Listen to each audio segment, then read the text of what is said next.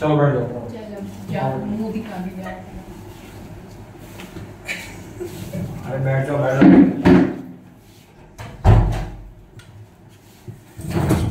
हाँ जी।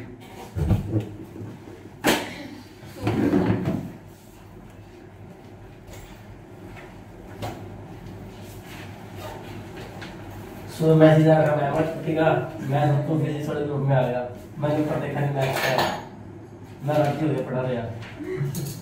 फिर मैंने मैसेज किया कि सर 12:30 बजे छुट्टी है क्या, फिर मैं 3 घंटे बाद ध्यान दिया मैच का था। हाँ भाई कल तो ये बताओ, जो मैंने कल एक छोड़ दिया था लास्ट में केस, वो कर लिया तुमने? क्यों लिखा नहीं?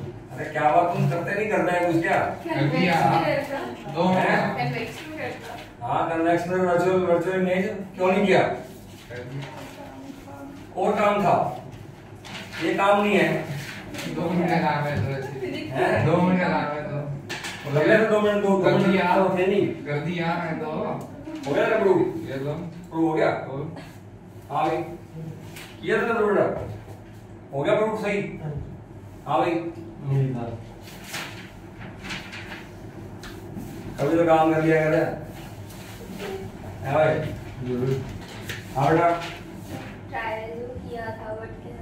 ट्राई किया था, प्रोसेस नहीं हो पाया। तुमने कौन सा नेक्स्ट संडे को कौन सा टेस्ट देना बताओ? कुछ चैप्टर का टेस्ट हो गया, अपने मुंह से बोल देना मेरे को। 70 मार्क्स का टेस्ट होगा।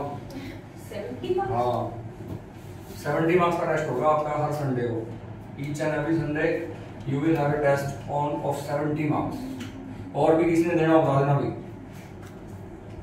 चैप्टर डिसाइड कर लीजिए फर्स्ट, चैप्टर नंबर 1 ठीक है, यूनिट नंबर 1 नहीं बोल रहा मैं, चैप्टर नंबर 1 बोल रहा हूँ, ओनली चैप्टर नंबर 1। 70 मार्क्स का हाँ। फ्रॉम चैप्टर नंबर 1 70 नंबर पर है। सब पढ़ दूं? दे देंगे हम भी। दे देंगे। सब कर देता हूँ ना 70 मार्क्स में क्या डाल लूं? सभी। मैं अपना क्वेश्चन डाल दूंगा, मेरे पास क्वेश्चन बहुत है, तुम टेंशन ना लो क्वेश्चन। फिर एक्स्ट्रा टाइम देना करने। एक्स्ट्रा टाइम कितनी घंटे टेस्ट है? हाँ ठीक 3 घंटे टेस्ट है, ये क्या बात है। है? 1 घंटे में लिख दो, एक चैप्टर का है। 3 घंटे से ऊपर क्या दूंगा तुमको? और 3 घंटे के बाद तुम 5-5 मिनट के लिए वो करोगे अपने साथ, नहीं। तो 5 मिनट दे दो। अगले संडे मेरा कॉन्फ्रेंस टेस्ट है। ठीक है, संडे को टेस्ट रहेगा तुम्हारा 70 मार्क्स का, चैप्टर नंबर 1 का। हाँ सुबह से मेरी वो टाइम देख लेंगे, एक दिन पहले करके जाएगा। हाँ सुनो, अरे सुनो आवाज नहीं करो। हाँ बेटे कन्वेक्स मिरर बनाओ फटाफट केस। अगर मैं तुमको ये कह दूं ना कि तुम खुद कर लेना, तो तुम करोगे ही नहीं, मेरे को पता है। ये कल वाला है क्या? हैं? कल वाला ही है क्या? कल वाला ही है, जब तक यार तुमने कर लिया वही है। अरे करना convex mirror virtual image diagram कल बना के दिया था क्या मैंने? Yes sir. फिर से बना लो, कोई बात नहीं। This is convex mirror.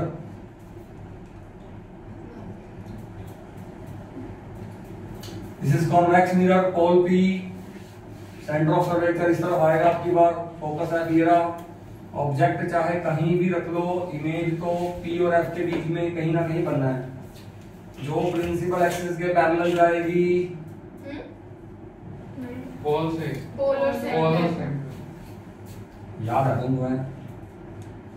जो सेंटर ऑफ कर्वेचर से जाती हुई दिखाई देगी, अरे जो सेंटर ऑफ कर्वेचर से जाती हुई दिखाई देगी,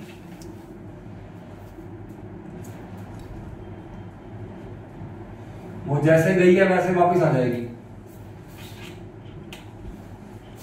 और जो गिरेगी पोल पे,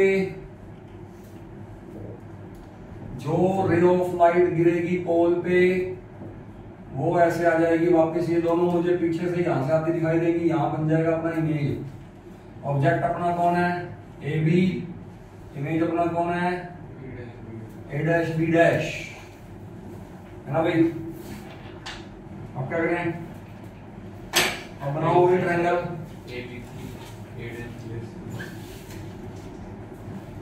triangle ABC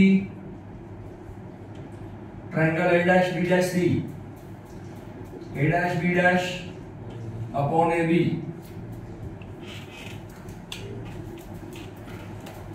is equal to C B dash upon C B. जिन्होंने कर लिया वो मिला लो। अरे ये तो सेम ही थे ना, 3-4 स्टेप। तो equation number 1, next triangle A B P and triangle A dash B dash P, फिर से क्या आएगा A dash B dash upon क्या आएगा ए बी, सामने क्या आएगा पी बी डैश अपॉन क्या आएगा पी बी। इक्वेशन नंबर 1 जाएगी 2।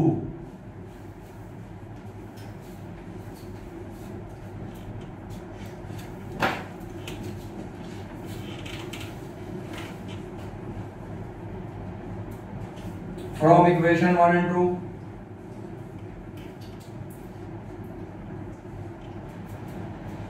from equation 1 and 2 बताओ क्या आएगा P B dash upon P B, C B dash upon C B. Equation number 3, what is C B dash? C B dash को क्या बोलते हैं? P C minus P B dash. C B को क्या बोलते हैं? P B plus P C. दोनों की वैल्यू इक्वेशन नंबर 3 में पुट कर दो। P B dash upon P B is equal to C B dash कितना आएगा P C minus P B dash upon कितना आएगा P B plus P C. Now what is PC? X plus R, PB dash, X plus V, PB. It's always minus U. ठीक है?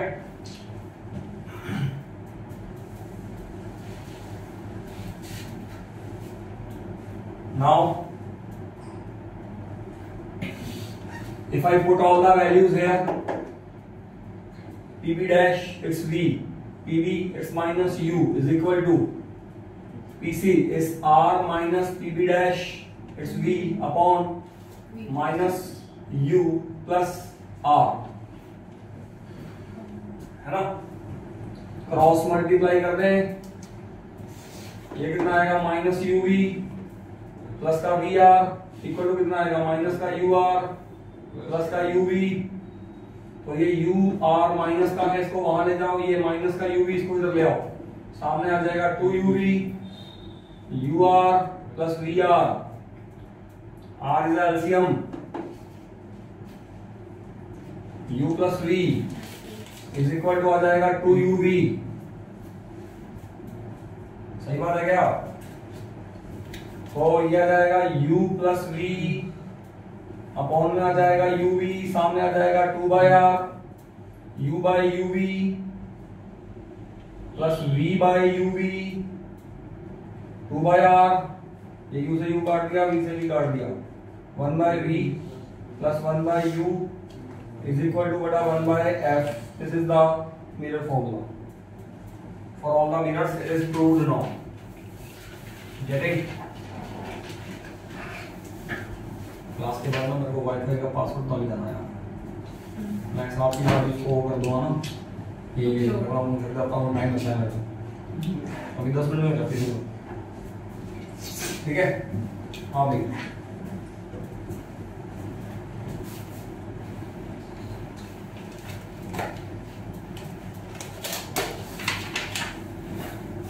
लो बेटा ये मैंने prove कर दिया आपको, अब तो हो गया साफ। अरे सेम ही तो है यार। अच्छा क्या सेम है? ले हाँ भाई, क्वेश्चन करें? तुमने क्वेश्चन नहीं किया होगा। आज का होमवर्क है, न्यूमेरिकल्स करने हैं सारे के सारे बेस्ड अपॉन मिरर फॉर्मूला। एक क्वेश्चन करवा रहा हूं मैं, बस सिर्फ एक क्वेश्चन करवाऊंगा, बाकी तुमने सारे क्वेश्चन तुमने खुद में करने हैं, ठीक है? हाँ, उससे पहले एक मैग्निफिकेशन का टॉपिक कर लो। Magnification small M. मैग्नीफिकेशन है क्वेश्चन कर नहीं, जो टॉपिक पहले करना बनता है पहले वो करना करेंगे ना। Magnification small M. अब हमें पता है वैसे मैग्नीफिकेशन क्या होती है, image distance upon object distance होती है, image height upon object height होती है ना। हमें पता है ये फॉर्मूला होता है, बट हम ना ये फॉर्मूला डायरेक्ट नहीं लिखेंगे, हम ये फॉर्मूला अलग अलग केस बना के लिखेंगे। अलग अलग केस बना के मतलब जैसे अभी केस बनाए थे मैंने, पहले मैं कौन सा मिरर लूंगा, कनकेव, उसमें रियल भी बनती है वर्चुअल भी बनती है, तो मैं कनकेव मिरर रियल इमेज बना के उसमें देखूंगा क्या लिखना चाहिए मेरे को, क्या फॉर्मूला बनता है, ताकि रियल इमेज का एक फॉर्मूला अलग से आ जाए हमारे पास, वर्चुअल इमेज का हमारे पास फॉर्मूला अलग से आ जाए, है ना। फिर उस बेस पे हम डिसाइड करेंगे कि किसके लिए, कौन सी इमेज के लिए मुझे मैग्नीफिकेशन को पॉजिटिव बोलना है और कौन सी इमेज के लिए मुझे मैग्नीफिकेशन को नेगेटिव बोलना है। ओके, चलो पहले मैं फिर से डायग्राम बनेगा, कनकेव मिरर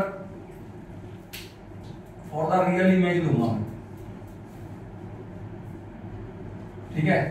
अब इसका डायग्राम बहुत बार बना दूंगा, पहले देखो एक बार फिर से बना दो।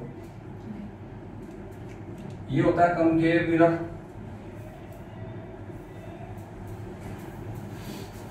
ये होता है बेटा कनकेव मिरर। यहां आएगा पोल P, centre of curvature C, focus F, ठीक है।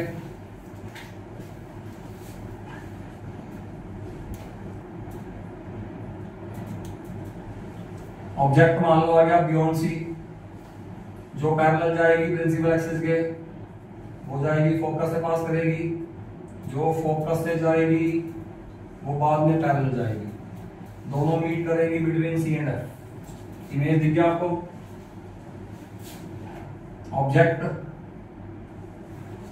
की हाइट मान लो h, इमेज की मान लो h डैश। अब बताओ यहाँ पर मैग्नीफिकेशन को क्या बोलोगे आप? अगर आप image distance by object distance लिखोगे तो क्या आएगा बताओ? इमेज डिस्टेंस बताना बेटा कितना है, माइनस का v, और ऑब्जेक्ट डिस्टेंस बताओ बेटा कितना है, माइनस का u, तो वो माइनस से माइनस तो कट गया, वो तो दोनों माइनस थे तो कट गया बेटा माइनस माइनस। ऐसे ही इज इक्वल टू क्या लिखोगे, इमेज हाइट h डैश वो नेगेटिव है और ऑब्जेक्ट हाइट h वो पॉजिटिव है। यहां तुम नेगेटिव से नेगेटिव नहीं कटोगे, एक पॉजिटिव था नेगेटिव था, है ना।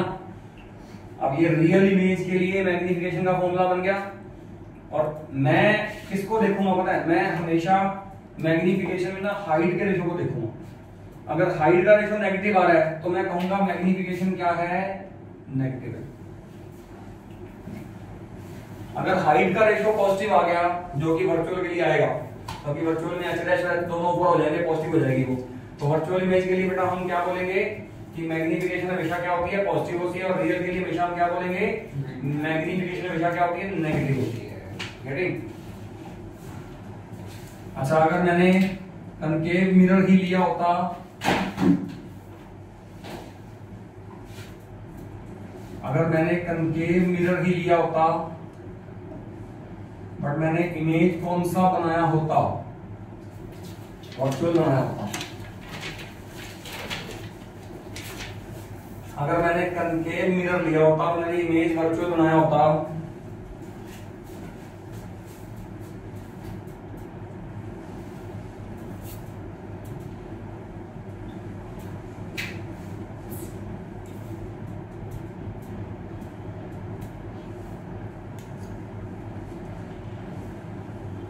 और कनकेव में वर्चुअल कहां बनता है पता है ना आपको?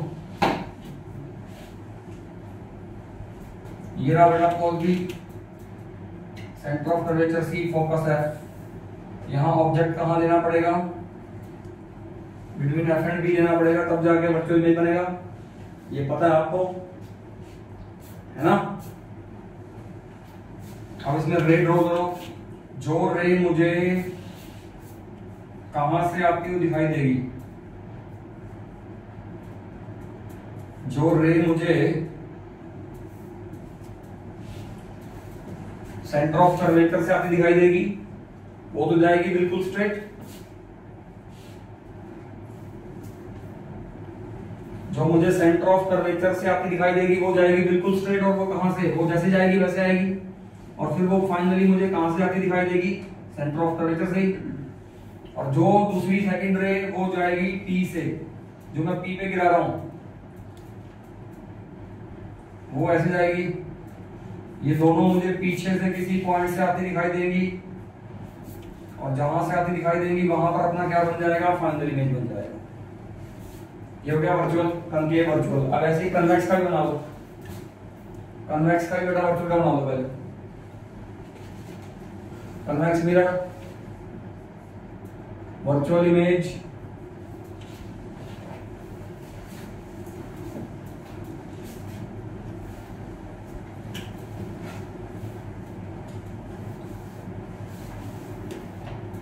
ये लो, ये convex mirror, this is pole P, centre of curvature C and focus F, object ये रहा, जो प्रिंसिपल एक्सिस के पैरेलल जाती है वो मुझे पीछे से फोकस से आती दिखती है, और जो फोकस से जाती हुई दिखती है वो बाद में जाती है पैरेलल। तो ये दोनों रिफ्लेक्शन के बाद मुझे पीछे से किसी पॉइंट से दिखती है आती हुई, यहां बन जाएगा इमेज अपना। अब ये वर्चुअल इमेज के लिए मैं मैग्नीफिकेशन का इकट्ठा फॉर्मूला लिख रहा हूं, एक ही फॉर्मूला, दोनों के लिए सेम ही आएगा बेटा। चेक करो यहाँ पर, पहले मुझे बताओ image distance upon object height वाला फॉर्मूला क्या आएगा बताओ। यहाँ चेक करो, इमेज पॉजिटिव है, image height, sorry image distance, पहले इमेज डिस्टेंस v पॉजिटिव है, u नेगेटिव है, दिख रहा है आपको। तो यहाँ फॉर्मूला बनेगा v बाय माइनस u, यहाँ भी तो यहाँ भी चेक करो, v पॉजिटिव है, u नेगेटिव है। लेकिन अगर यहाँ पे हाइट वाला रेशियो लूं तो हाइट वाला रेशियो दोनों के अंदर ही क्या आएगा, पॉजिटिव आएगा। और मैंने कहा था आप हाइट वाला रेशियो देखेंगे, अगर हाइट वाला रेशियो पॉजिटिव आ गया,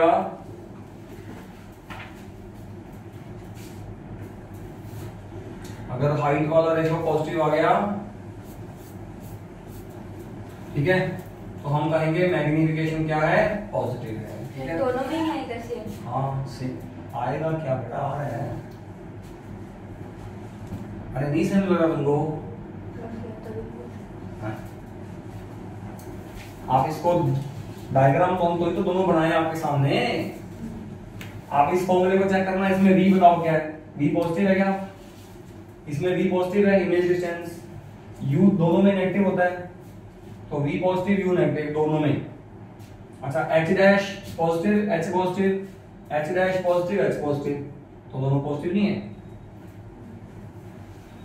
तो आप कैसे याद रखोगे कि रियल इमेज के लिए मैग्नीफिकेशन नेगेटिव होती है, क्योंकि रियल इमेज के लिए नेगेटिव मैग्नीफिकेशन का जो हाइट वाला फॉर्मूला है उसमें वो नेगेटिव आ रहा है, क्योंकि रियल इमेज उल्टी बनेगी तो h डैश नेगेटिव हो जाएगा, और वर्चुअल सीधी बनेगी तो h डैश पॉजिटिव हो जाएगा। तो उसके हिसाब से हम पॉजिटिव और नेगेटिव लिखते हैं इसको, मैग्नीफिकेशन को।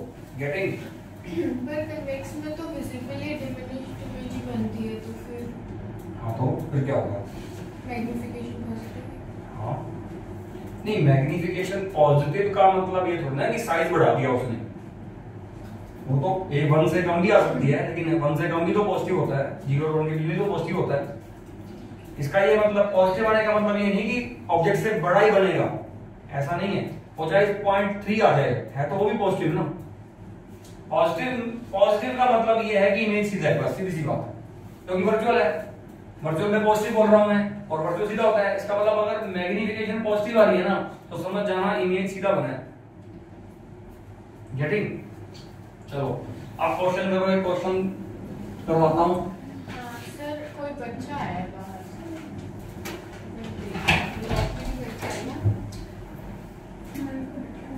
हाँ मैं मेरे भाई प्लस 1 के स्टूडेंट मन में चाहिए अपनी अगला बैच है।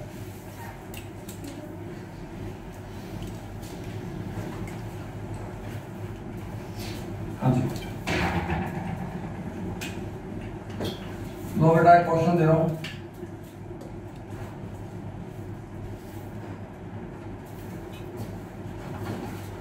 अच्छा मेरे को बताना,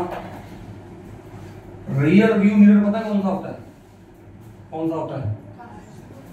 रियर व्यू मिरर, जैसे ड्राइवर सीट के जस्ट बाहर जो शीशा नहीं लगा होता, जो पीछे से गाड़ी आ रही है उसको देखने के लिए होता है, कौन सा मिरर होता है? कन्वेक्स क्यों होता है? सीधी बनाएगा, इमेज सीधी बनाएगा क्योंकि कन्वेक्स हमेशा वर्टिकल बना रहा है, और उसका जो फील्ड ऑफ व्यू है वो बड़ा होगा, है ना। अगर आपसे क्वेश्चन में आ जाए ना, why rear view mirror of an automobile is convex mirror, तो इसके दो कारण हैं। पहला कारण तो ये है कि जो पीछे से गाड़ी आएगी वो हमेशा सीधी दिखाएगा वो। दूसरा, गाड़ी चाहे कितनी भी साइड से आ रही हो, क्योंकि उसका रेंज वाइड है, उसका फील्ड ऑफ व्यू बड़ा है, तो वो गाड़ी चाहे कितनी भी साइड से अंदर की तरफ आ रही हो या बाहर की तरफ आ रही हो, वो गाड़ी दिखा देगा आपको उसके अंदर, तो आपको ड्राइविंग में हेल्प हो जाएगी, है ना। फील्ड ऑफ व्यू क्या होता है, मैं आपको फील्ड ऑफ व्यू बताऊं। अगर फील्ड ऑफ व्यू देखो, क्वेश्चन पे हम फिर से करते हैं क्या, हाँ तो कोई बात नहीं, फिर क्या आपका हो यार, अरे चलता है ना। सुनो, field of view, field of view मान लो ये मैंने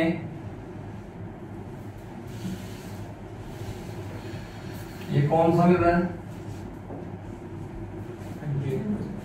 ये कंकेव मिरर है,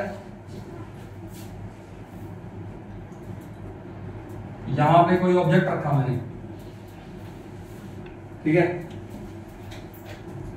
इस ऑब्जेक्ट ने क्या किया, इसके एक्सट्रीम पॉइंट्स पे रेज डाली ऐसे, ये एक्सट्रीम पॉइंट पे रे थी। अब ये रे बताओ कैसे जाएगी, बताओ। इस पॉइंट पे नॉर्मल ऐसे आएगा तो ये जाएगी ऐसे, इस पॉइंट पे नॉर्मल ऐसे आएगा तो ये जाएगी ऐसे। Are you getting? थोड़ा सा खोलते जाओ लाइक दिस। तो ये बन गया इसका फील्ड ऑफ व्यू।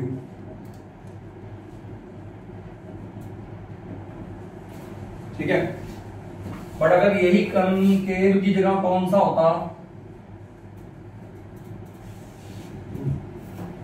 कन्वेक्स होता, ये होता है कन्वेक्स, और यहां पड़ा होता कोई ऑब्जेक्ट, और ये एक्सट्रीम पॉइंट्स पे रे डालता है इसके ऐसे, और यहां से रे जाती बेटा ऐसे, और यहां नॉर्मल बनता है ऐसे तो ये यूं जाती है ऐसे, यहां नॉर्मल बनता है ऐसे तो बेटा ये यूं जाती है। अब आप देखो इसका फील्ड ऑफ व्यू कितना कितना वाइड है। This is the field of view of convex mirror, समझ रहे हो? इसका फील्ड ऑफ व्यू से कितना ज्यादा है। ये बनाओ डायग्राम, हो गया?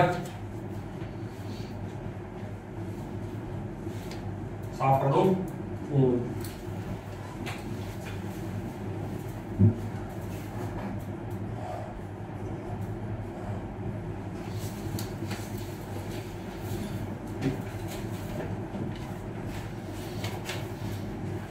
साफ कर दो क्या?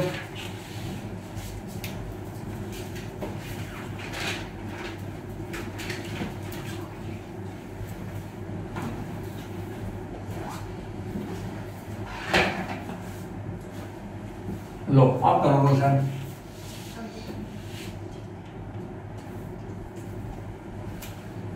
ये है convex mirror, this is the rear view mirror of an automobile, है ना। ये है पोल P, centre of curvature C, ये है फोकस F, और इसकी फोकल लेंथ मुझे क्वेश्चन में कितनी गिवन है, मान लो 10 सेंटीमीटर गिवन, ठीक है। पीछे से ना एक कार आती है,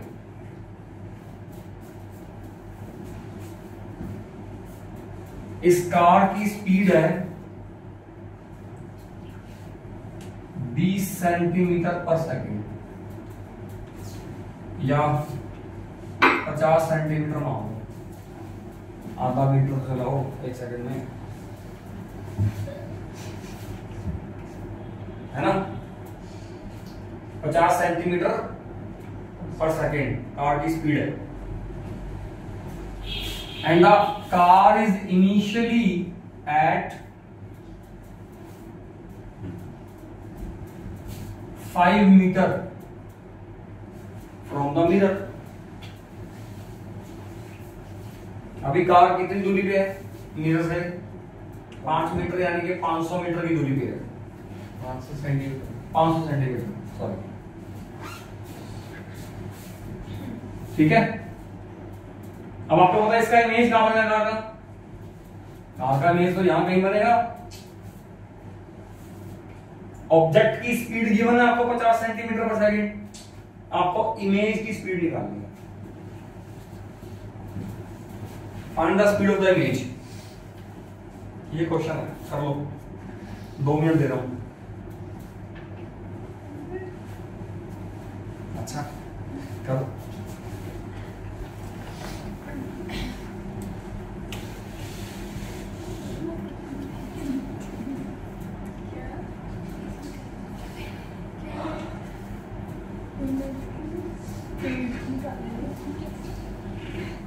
हाँ भाई, मैं कर दूं? तुम टाइम खराब करा रहे हो। मैं कर दूंगा ना। चलो एक काम करते हैं, पहले बताओ u कितना है?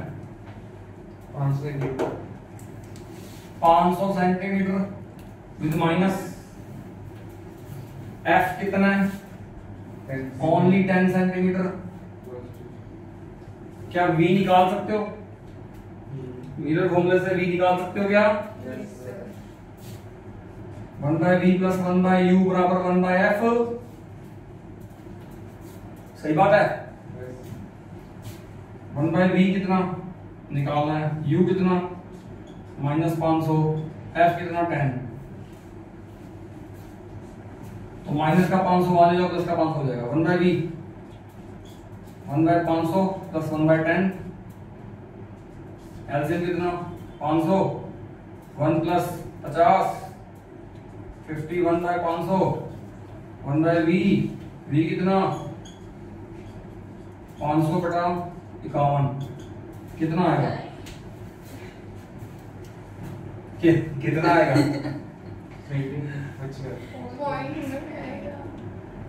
कितना आएगा वो तो मुझे पता, पॉइंट पे आएगा। अगर ये 50 होता तो 10 आता, ये 9 पॉइंट समथिंग आना है ना? कितना मान लो? 9.9 समथिंग आना है। 9.92 सेंटीमीटर मान लेता हूँ। इतना आएगा? कैसे पता? कह दिया ले कह दिया। अरे निकाल लेना भाई, जितना आएगा अप्रोक्सीमेटली निकालना है ना। 9.95 सेंटीमीटर आ गया। इतना बताओ, इतना क्लियर हो गया? अब मुझे बताओ, ये देखो, इसका मतलब ये हो गया, ये ऑब्जेक्ट था और इसकी इमेज 10 से यहां बन गई बेटा, ये इमेज बन गई अपनी। 10 से कितना कम बनी है? 0.05, बहुत कम बनी है। अच्छा अब मेरे को एक बात बताओ, 1 सेकंड के बाद ये कार कितना आगे चल जाएगी? 50 सेंटीमीटर आगे चल जाएगी। तो इसका मतलब अब कार कहां है?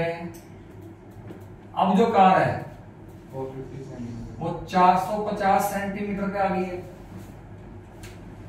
1 सेकंड के बाद। मतलब आफ्टर 1 सेकंड कार का नया ऑब्जेक्ट डिस्टेंस बताओ कितना? माइनस का 450 सेंटीमीटर, एफ वही 10 सेंटीमीटर, वी निकालना है अपने को।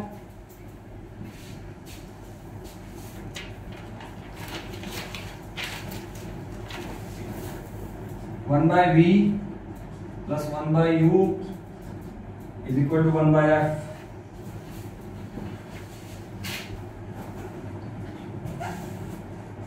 One by V 1 by -450 equal to 1/10 बताओ 1/v नया कितना आ गया?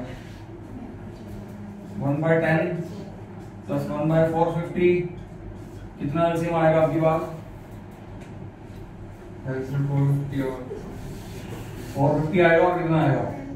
यहाँ पे आएगा 45, यहाँ पे आएगा 1, 46/450 और v कितना आ जाएगा? 450/46 बताओ कितना आएगा?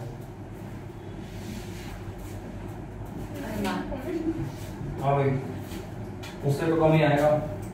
8.9 नहीं 9.92 सेंटीमीटर मान लो। इधर 9.8 आएगा 9.5 पे। तुमने पहले कहा था।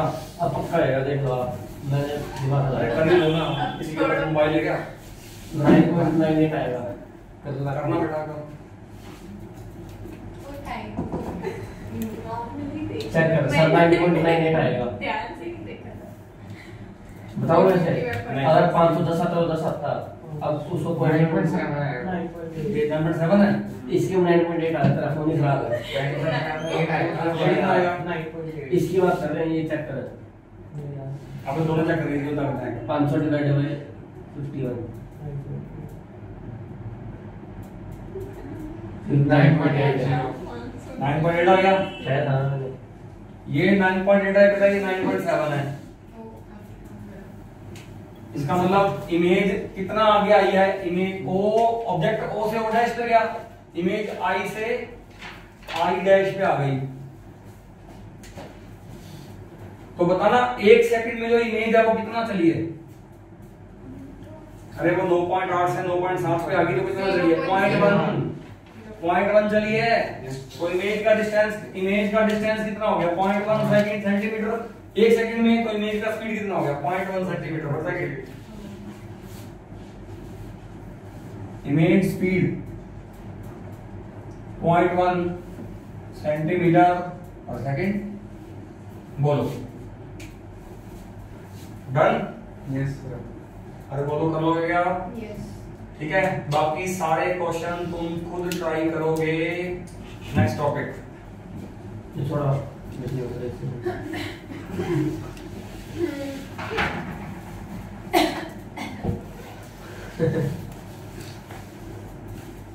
नाके पर नहीं करना पड़ेगा। हो गया? बस हो गया। हाँ भाई चलो बेटा, रिफ्लेक्शन वाला टॉपिक अपना खत्म हो गया। रिफ्रैक्शन स्टार्ट करेंगे हम।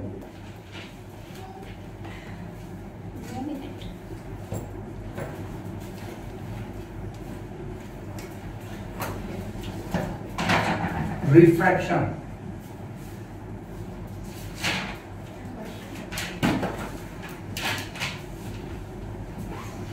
ठीक है, ये रे ऑप्टिक्स में टॉपिक्स चल रहे हैं। पहला टॉपिक था रिफ्लेक्शन, फिर रिफ्रैक्शन, उसके बाद कौन सा टॉपिक आएगा? स्कैटरिंग आएगा। एक तो स्कैटरिंग आएगा, डिस्पर्जन आएगा, ऑप्टिकल इंस्ट्रूमेंट्स आएंगे, है ना? वो टोटल इंटरनल रिफ्लेक्शन आएगा। ये सारे टॉपिक्स हैं इसी के। हाँ, रे ऑप्टिक्स की हिस्ट्री सब टॉपिक। अब रिफ्रैक्शन पढ़ना है अपने। रिफ्रैक्शन से पहले हम पढ़ेंगे refractive index. Symbol is mu. Refraction तभी आ सकता है आपको जब आपको रिफ्रैक्टिव इंडेक्स आता हो। रुक जाओ भी करता है। रिफ्रैक्शन आपको तभी आ सकता है जब आपको रिफ्रैक्टिव इंडेक्स आता हो।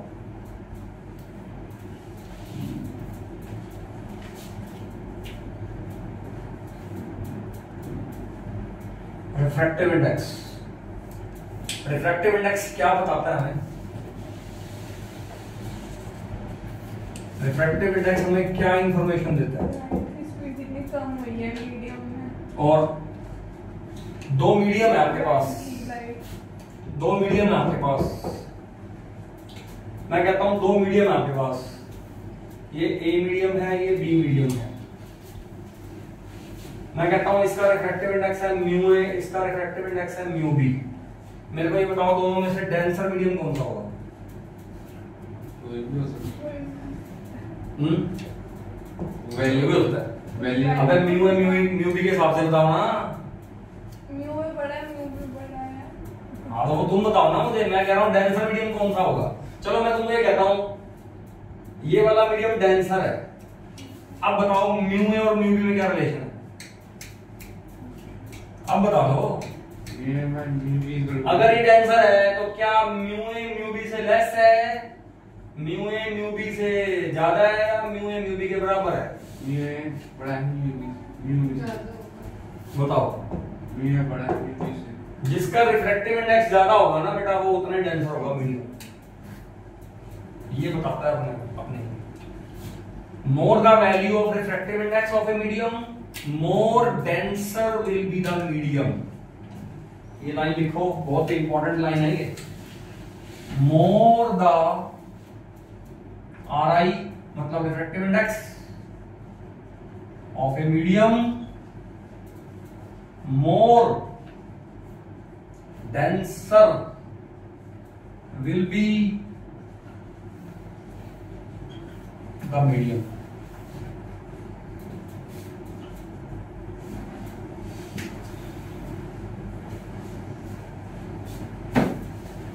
एक मीडियम का जितना ज्यादा रिफ्रैक्टिव इंडेक्स होगा वो मीडियम उतना ज्यादा डेंसर होगा, ठीक है। तो रिफ्रैक्टिव इंडेक्स की वैल्यू हमें ये बताती है कि कोई मीडियम कितना डेंसर है। कोई भी मीडियम जितना ज्यादा डेंसर है मतलब उतना ज्यादा उसका रिफ्रैक्टिव इंडेक्स है। क्लियर होगी बात?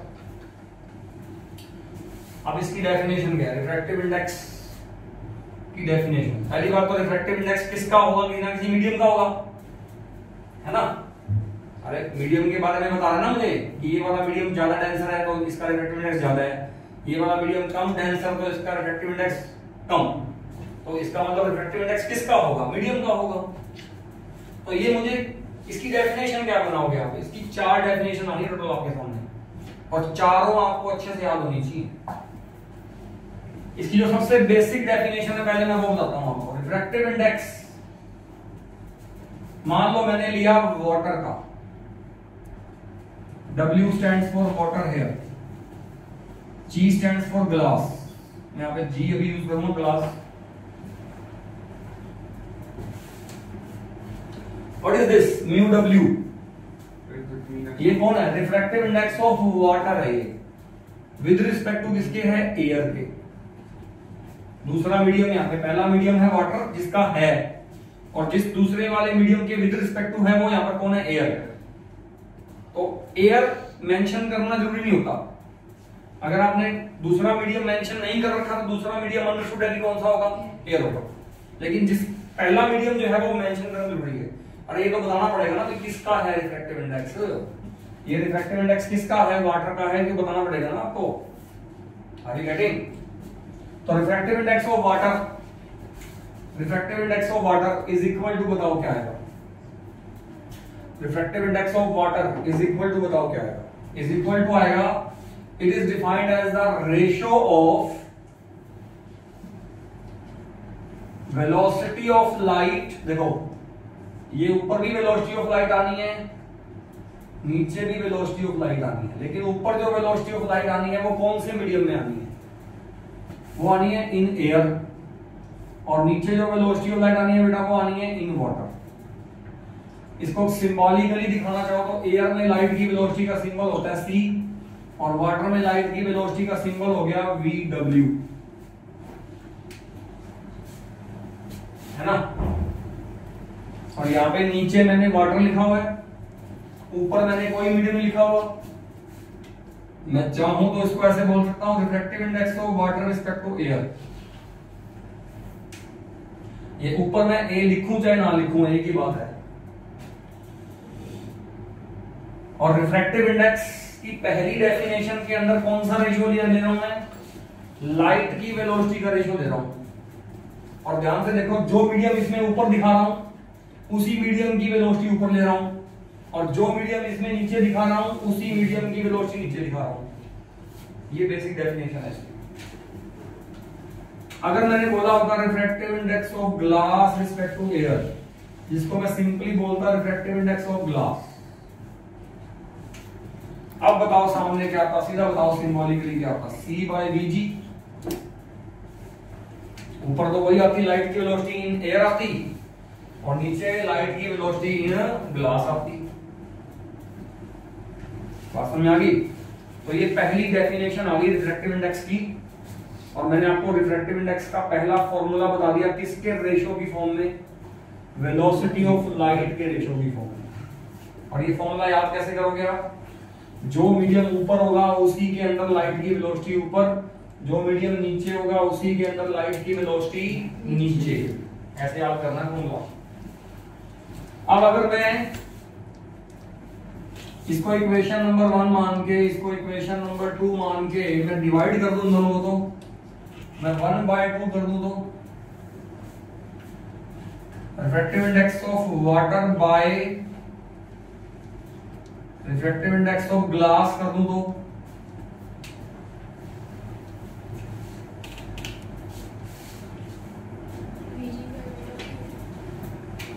Refractive index of water bye refractive index of glass कर दूं, तो ऊपर क्या आएगा? C बाय VW, नीचे C बाय VG, तो ये तो VG बाय VW हो गया।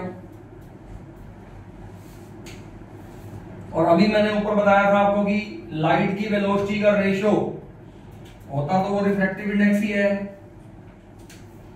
तो अब यहां इस डेफिनेशन के हिसाब से बताओ नीचे मीडियम कौन सा है? हमें वाटर है, तो यहां नीचे आएगा वाटर, और ऊपर ग्लास मीडियम है, तो ऊपर यहाँ पे ग्लास आ जाएगा। वेलोसिटी ऑफ लाइट के रेशो की फॉर्म में तो ये होता है। लेकिन ध्यान से देखो, मेरे पास इसकी एक और रेशो की फॉर्म में डेफिनेशन और आ गई। एक तो रिफ्रैक्टिव इंडेक्स की डेफिनेशन थी वेलोसिटी ऑफ लाइट के रेशो की फॉर्म में, अब एक और डेफिनेशन आ गई है वेलोसिटी किसके रेशो की फॉर्म में? रिफ्रैक्टिव इंडेक्स के रेशो की फॉर्म में। और यहां देखो मीडियम उल्टे हो गए हैं, जो मीडियम ऊपर है उसका रिफ्रैक्टिव इंडेक्स नीचे है, और जो मीडियम नीचे है उसका रिफ्रैक्टिव इंडेक्स ऊपर है। नहीं बात समझ आई? उल्टा हो गया। यानी कि अगर मैं रिफ्रैक्टिव इंडेक्स को लाइट की वेलोसिटी के रेशो की फॉर्म में डिफाइन करूंगा, तो जो मीडियम ऊपर होगा वो ऊपर लूंगा, जो नीचे होगा वो नीचे लूंगा। लेकिन अगर मैं रिफ्रैक्टिव इंडेक्स को रिफ्रैक्टिव इंडेक्स के ही रेशो की फॉर्म में डिफाइन करूंगा, तो जो मीडियम ऊपर होगा उसका refractive index respect to air में नीचे लूंगा, और जो मीडियम यहाँ नीचे होगा उसका refractive index respect to air में ऊपर लूंगा। उल्टा हो जाएगा। एक और डेफिनेशन आ गई, एक और फॉर्मूला आ गया। अब एक और फॉर्मूला पढ़ लेते हैं हम। हमने पढ़ा था वेलोसिटी क्या होती है, लाइट क्या है? लाइट एक वेव है। लाइट बेसिकली क्या है? एक वेव। वेव दिखने में ऐसी होती है, ये होती है बेटा वेव की वेवलेंथ, और इसका टाइम पीरियड कितना होता है? कैपिटल डी होता है। तो वेलोसिटी का फॉर्मूला क्या होता है? Displacement upon time. बेटा 1/टाइम को क्या बोलते हैं? फ्रीक्वेंसी। तो ये बनता है लैम्डा इनटू न्यू। अरे v बराबर न्यू लैम्डा, ये फॉर्मूला बड़ा बहुत बार पढ़ा होगा तुमने केमिस्ट्री में भी, फिजिक्स में भी। और न्यू क्या? Frequency. Frequency does not depend upon medium, तो चाहे वाटर हो चाहे ग्लास हो फ्रीक्वेंसी तो सेम आएगी, लेकिन लैम्डा तो डिफरेंट आएगा ना।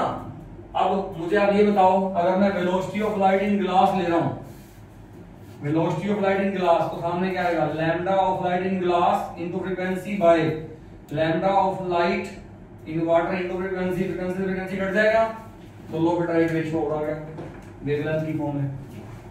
रिफ्रैक्टिव इंडेक्स का एक और फॉर्मूला आ गया मेरे पास रिफ्रैक्टिव इंडेक्स के रेशियो की फॉर्म में। और यहां भी जो मीडियम ऊपर है वो मीडियम ऊपर है, जो नीचे है वो नीचे है। मीडियम उल्टे उल्टे कब होंगे? जब रिफ्रैक्टिव इंडेक्स को रिफ्रैक्टिव इंडेक्स के रेशियो की फॉर्म में डिफाइन किया जाएगा। बस, आर यू गेटिंग और नॉट? अरे बात समझ आएगी नहीं तुमको? तो ये कौन सा टॉपिक पढ़ लिया अपने? रिफ्रैक्टिव इंडेक्स का टॉपिक पढ़ लिया। अगर मैं आपसे फिर से पूछूं कि हमने क्या पढ़ा, तो क्या बताओगे तुम? बताना। अगर मैं आपको ये कहूं, ये है refractive index of medium number 2 respect to medium number 4। अब मैं कह रहा हूं इसका फॉर्मूला लिख के दिखाओ वेलोसिटी ऑफ लाइट के रेशियो की फॉर्म में, तो क्या बोलोगे? जो मीडियम ऊपर है उसकी वेलोसिटी ऊपर, जो नीचे है उसकी वेलोसिटी नीचे। मैं बोलूं इसका फॉर्मूला लिख के दिखाओ वेवलेंथ के रेशियो की फॉर्म में, और जो मीडियम ऊपर है उसकी वेवलेंथ ऊपर, जो मीडियम नीचे है उसकी वेवलेंथ नीचे। मैं बोलूं इसका फॉर्मूला लिख के दिखाओ रिफ्रैक्टिव इंडेक्स के रेशियो की फॉर्म में, तो जो मीडियम नीचे उसका रिफ्रैक्टिव इंडेक्स ऊपर, जो मीडियम ऊपर उसका रिफ्रैक्टिव इंडेक्स नीचे। उल्टा हो जाएगा ये। रिफ्रैक्टिव इंडेक्स का फॉर्मूला अगर आपको लगाना नहीं आता तो आप रिफ्रैक्शन का चैप्टर नहीं पढ़ सकते, पहले बता दूं आपको। अगर यहाँ गलती कर दोगे तो न्यूमेरिकल सारे खत्म तुम्हारे, क्योंकि अभी आगे इसमें फॉर्मूला और आना है। अभी 3 फॉर्मूले तो आए, जो 4 बताए थे मैंने आपको। चौथा फॉर्मूला इसमें आएगा स्नेल्स लॉ, जो फिर रिफ्रैक्शन का फॉर्मूला है। उसमें भी यही एंगल का हिसाब किताब बताऊंगा, अभी कौन सा मीडियम ऊपर है तो कौन सा एंगल ऊपर लेना है। ठीक है, टाइम हो गया क्या? चलो कितना बहुत है। और आज का तुम्हारा होमवर्क क्या है? Numericals of reflection. कल बुक लेके आना, डाउट ले लेना कल के कल। ठीक है, हाँ चलो। और कल का टाइम वही है आपका।